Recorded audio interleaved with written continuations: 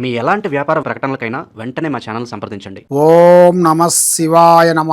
పరబ్రహ్మ పరమాత్మ నమ. జగత్తుత్తే సితే పలయా బ్రహ్మ హరిహరాయ త్రిగుణాత్మే సర్వగతిగామి దర్శ దత్తాత్రేయం సంతిని సిద్ధి కురు కురు కురు కురు స్వహ. ఓం శ్రీ మాత్రే నమ. ఓం శ్రీ కొండ దేవతాయ నమ. కుర్రో కుర్రు కొండ దేవత అమ్మ పలుకు, జగతమ్మ పలుకు, సమ్మక్క పలుకు, సారలమ్మ పలుకు, వనదేవత పలుకు. ప్రజలందరికీ నమస్కారము. 3వ తారీఖు 3వ నెల 2026 పౌర్ణమి రోజున, ఆ రోజు చంద్రగ్రహణం వస్తుంది కాబట్టి ఆ రోజు మంగళవారము. మరి ఆ చంద్రగ్రహణం ముందున చాలామందికి చాలా సందేహాలు ఉంటాయి. గర్భిణీ స్త్రీలు కానీ, చిన్న పిల్లలు కానీ మరి బయటికి వస్తే ఎలా ఉంటుంది, మరి దానివల్ల ఎలాంటి ఎఫెక్ట్ ఏమైనా ఉందా లేదా అనేది చాలామందికి చాలా సందేహాలు ఉన్నాయి. కాబట్టి గర్భిణీ స్త్రీలు చాలా జాగ్రత్తగా ఉండాలి. గర్భిణీ స్త్రీలు వాళ్ళు వంట వండేటప్పుడు ఎక్కువ శాతము కూరగాయలని ఎక్కువగా కట్ చేయకూడదు. దానివల్ల ఆ చంద్రగ్రహణం వలన పుట్టబోయే బిడ్డలందరూ కూడా కొన్ని విధానాల ప్రకారంగా కొన్ని చెవు కానీ ముక్కు కానీ ఏదో ఒక వంక రూపంలో వస్తుంటుంది. కాబట్టి ఆ రోజున ఏది 3వ తారీఖు 3వ నెల 2026 ఆ రోజు పౌర్ణమి చంద్రగ్రహణం ముందున గర్భిణీ స్త్రీలు చాలా జాగ్రత్తగా ఉండండి. మరి అదృష్ట బలము, జీవిత బలము, యోగము ఈ 12 రాసుల్లో ఉండవలసిన వాళ్ళందరికీ మళ్ళీ ఇప్పుడు రావలసిన మనకి ఉగాది అనగా నూతన సంవత్సరం. ఈ ఉగాది 19వ తారీఖు 3వ నెల 2026న గురువారం రోజున మనకి వస్తుంది. ఆ గురువారం రోజున శ్రీ పరాభవనామ సంవత్సరం. ఈ శ్రీ పరాభవనామ సంవత్సరమున ఈ నూతన సంవత్సరం అందరికీ శుభాకాంక్షలు. అందరూ ఆరోగ్యంతో ప్రశాంతంగా మనశ్శాంతిగా ఉండాలని మనస్ఫూర్తిగా కోరుకుంటున్నాను. మీ కోయ ద్వారా బిఎల్ శ్రీనివాసరాజు.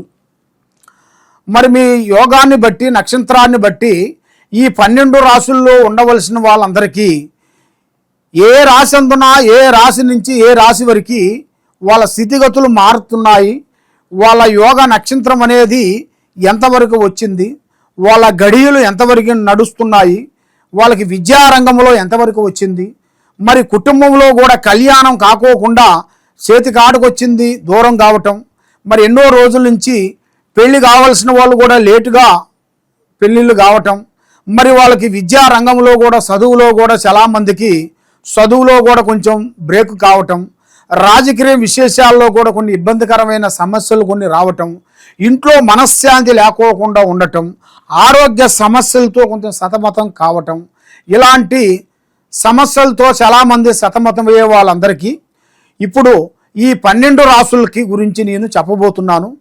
ఏ రాశికి ఎలా ఎలా ఉంటుందో అనేది మీరు ఒక్కొక్క రాశికి ఒక్కొక్క విధంగా ఉంటుంది. మరి అది ఏ రాశికి ఏ టైం నుంచి ఏ టైం వరకు వాళ్ళకి కలిసి వస్తుందో అనేది ఇప్పుడు మనం చెప్పబోతున్నాం. ఓం నమ శివాయ. 2026 మార్చి నెల సింహరాశి ఫలితాలు. ఈ సింహరాశిలో ఉండవలసిన వాళ్ళందరికీ అదృష్ట బలము, జీవిత బలము, యోగ బలము, లక్ష్మీ బలము, ధన బలము.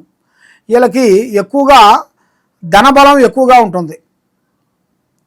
ఇలా తాతల ముత్తాతల నుంచి కానీ వీళ్ళ నుంచి కానీ వీళ్ళ టాలెంట్ని బట్టి వీళ్ళకి ధన బలం ఎక్కువగా ఉంటుంది.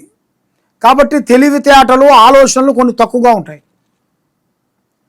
ఒక్కొక్క టైంలో ఏ పని చేయాలా, ఎక్కడికి పోవాలా అనేది వీళ్ళకి అర్థం కాదు.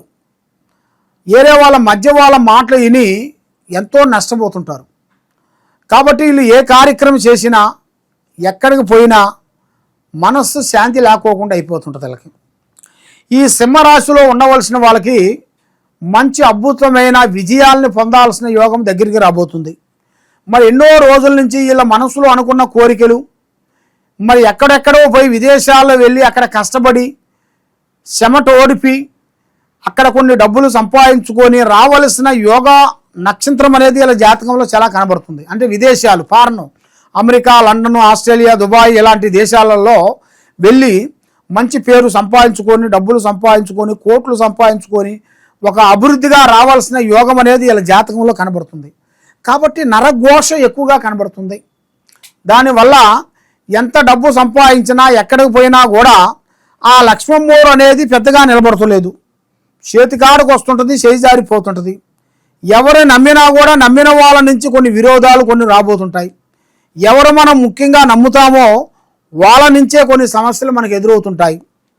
మరి ఇప్పుడు ఇలా జాతక యోగంలో కొన్ని చూసుకుంటే కొన్ని కార్యక్రమాలు చేయాల్సినవి కూడా మధ్యలో కొన్ని బ్రేక్ అయిపోయి ఆగిపోయి ఉన్నాయి. కాబట్టి ఇప్పుడు వీళ్ళకి మంచి టయాలు అనేది కొన్ని రాబోతున్నాయి. మరి కొత్త కొత్త కార్యక్రమాలు, కొత్త కొత్త పనులు అభివృద్ధిగా రాబోతున్నాయి. మరి ఎన్నో రోజుల నుంచి అనుకున్న కోరికలు పనులు కూడా ఈ మధ్యలో వాళ్ళకి మనశ్శాంతి లేకోకుండా ఎవరు నమ్మినా కూడా వాళ్ళ నుంచి కొన్ని మోసాలు కొన్ని జరుగుతున్నాయి. ఎవరు నమ్ముతావో వాళ్ళని 100% వాళ్ళ నుంచే మీకు కొన్ని విరోధాలు కొన్ని రాబోతున్నాయి. ఇలాంటి కొన్ని సంఘటనలతో కొంత బాధపడుతూ ఉన్నారా మీరు? తప్పకుండా మీ మీద ఉండాల్సిన ఈ చెడు గ్రహ ప్రభావం అనేది తొలగించుకోవాలి. ఈ చెడు గ్రహ ప్రభావం అనేది తొలగించుకోవాలనుకుంటే మీ మీద ఉండాల్సిన అష్టకష్ట దరిద్ర దోష నివారణ అనేది వెళ్ళిపోవాలి. మైండ్ మనసు బాగుండాలి, ధైర్యశక్తి బాగుండాలి, లక్ష్మి నిలబడాలి, చేసే కార్యక్రమాలు అభివృద్ధిగా ఉండాలి. అంటే ఈ సింహరాశిలో ఉండవలసిన వాళ్ళకి ఏదైనా సరే యథార్థంగా గబగబ మాట్లాడుతుంటారు. కొబ్బరికాయ పగలు కొట్టినట్టుగా మాట్లాడుతుంటారు. ఏదైనా సరే ఓపెన్గా మాట్లాడుతుంటారు. వాస్తవం చెప్పి దెబ్బతింటారు. కానీ అలా చెప్పొద్దండి. పనులు అయిన తర్వాత చెప్పండి. పని కాకముందు ప్రాణం లాంటి స్నేహితులు కానీ, మిత్రులు కానీ, బంధువు కానీ ఎవరికి చెప్పి చేయొద్దండి. మరి ఇలా జాతకంలో డబ్బులు ఇస్తే మరి తిరిగి రావు, చికాకులు అవుతుంటాయి. అప్పు సమస్యల్లో చాలా ఇబ్బంది పడుతుంటారు. మరి వీళ్ళ మీద నరదిష్టి ప్రభావము, చెడు ప్రభావము, గ్రహ ప్రభావము 3 గ్రహాలు వీళ్ళ మీద ఘోషిస్తున్నాయి. కాబట్టి ఆ 3 గ్రహాలను వీళ్ళ మీద నుంచి లేకోకుండా శాంత కట్టు కట్టేసి మరి వీళ్ళు ఎన్నో రోజుల నుంచి అనుకున్న కోరికలు నెరవేరాలంటే వీళ్ళ మీద ఉండాల్సిన దరిద్ర గ్రహ దోష నివారణ శాంతం చేయాలి. ఈ దరిద్ర గ్రహ దోష నివారణ శాంతం ఎప్పుడు అవుతుందో అప్పటి నుంచి వీళ్ళకి అదృష్ట గడియలు కొన్ని దగ్గరికి వస్తుంటాయి. మరి ఆ విధంగా మరి ఇలా జాతక యోగాన్ని బట్టి చూసుకుంటే ఈ సింహరాశిలో ఉండవలసిన వాళ్ళందరికీ కొన్ని తొందరపాటు ఎక్కువగా కనబడుతుంటుంది. ఎవరైనా ఒక మాట అన్నా కానీ, ఎవరన్నా ఏదన్నా చేసినా కానీ ఎక్కువగా వీళ్ళు నిలబడరు. ఎక్కువగా ఫాస్ట్గా మాట్లాడుతుంటారు. గొడవలు వచ్చినా కూడా ఎక్కువగా ముందడుగు వేస్తుంటారు. కాబట్టి దానివల్ల ఎన్నో ప్రమాదాలు ఇలాగ రాబోతున్నాయి. కాబట్టి తన కోపమే తన శత్రువు, తన శాంతమే తనకు రక్ష అనేది పెద్దవాళ్ళు చెప్తారు, గురువులు. ఆ విధంగా మనం ఏ పని చేస్తున్నామో, ఎక్కడ పోతున్నామో, ఎవరితో మాట్లాడుతున్నామో కొద్ది జాగ్రత్తలు మనం పాటించాలి. ఆ జాగ్రత్తలు మనం ఎప్పుడు పాటించుకోకుండా ఉంటే మన మీద లేనిపోయిన సమస్యలు కొన్ని ఎదురొచ్చే మార్గాలు కొన్ని ఉంటాయి. అలాంటి సమస్యలు మీకు రాకోకుండా అష్టౌశ్వర్యాలు, భాగ్యభోగాలు, మనశ్శాంతి మీకు ప్రాప్తి కలగాలి. చేసే కార్యక్రమాలు మీకు అభివృద్ధిగా ఉండాలి అంటే మీ మీద ఉండాల్సిన చెడు ప్రభావం అనేది తొలగిపోవాలి. ఆరోగ్యము మీకు బాగుండి, పిల్లలందున, కుటుంబం అందున, చేసే కార్యక్రమం అందున మీకు ఎక్కడ పోయినా కూడా అష్టౌశ్వర్యాలు మీకు ముందుకు వచ్చేసి మనశ్శాంతిగా ఉండి చెడు గ్రహాలు మీ మీద నుంచి లేకోకుండా మంచి గ్రహాలు మీకు ఎదురొచ్చేసేసి ఆ మంచి గ్రహాల వల్ల కొన్ని కార్యక్రమాలు, కొన్ని పెద్ద పెద్ద కార్యక్రమాలు కొన్ని పూర్తి చేసి మరి మీరు ఏ విధంగా అనుకుంటుంటారో ఆ విధంగా మీరు తప్పకుండా పెద్ద పెద్ద స్థాయికి వెదగాల్సిన యోగం అనేది మీ జాతకంలో చాలా వరకు 100% కనబడుతుంది.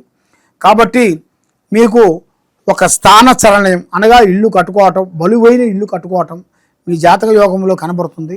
ఆ భగవంతుడి దయ వల్ల ఆ స్థాన ప్రాప్తి మీకు కలిగిన తర్వాత మరి మీరు ఏ కార్యక్రమం కానీ ఏదైనా కానీ తొందరపాటు అనేది ఎక్కువగా ఉండకూడదు. నిదానమే ప్రధానము. ఆ తొందరపాటు వల్ల ఎన్నో నష్టాలు, ఎన్నో ఇబ్బందులు కొన్ని ఎదురైపోయినాయి. ఆ అమ్మవారు దయ వల్ల మీకు మనశ్శాంతి అనేది ఒకటి లేకుండా అయిపోయింది. ఆ మనశ్శాంతి మీకు ప్రాప్తిగా ఉండాలంటే మీ పేరు బలంలో అమ్మవారు అంజనం వేసి దానికి కొన్ని పూజా బలాలు కొన్ని చేస్తే తప్పకుండా శాంతం అవుతాయి. కాబట్టి మీరు ఎక్కడెక్కడో వెళ్ళి జ్యోతిష్యం చెప్పించుకొని నిరాశ చెంది ఉన్నారు. కాబట్టి తప్పకుండా ఈ కింద ఉండాల్సిన నెంబర్కి మాకు ఒకసారి సంప్రదించినట్టుకైతే మీ జాతకాన్ని బట్టి, యోగాన్ని బట్టి, లక్ష్మిని బట్టి ఏ సమస్యలు ఎలా ఎలా ఉన్నాయనేది కూడా అన్ని చూసి చెప్పగలుగుతాను. సర్వో జనా సుఖినో భవంతు. ఓం నమః శివాయ నమః.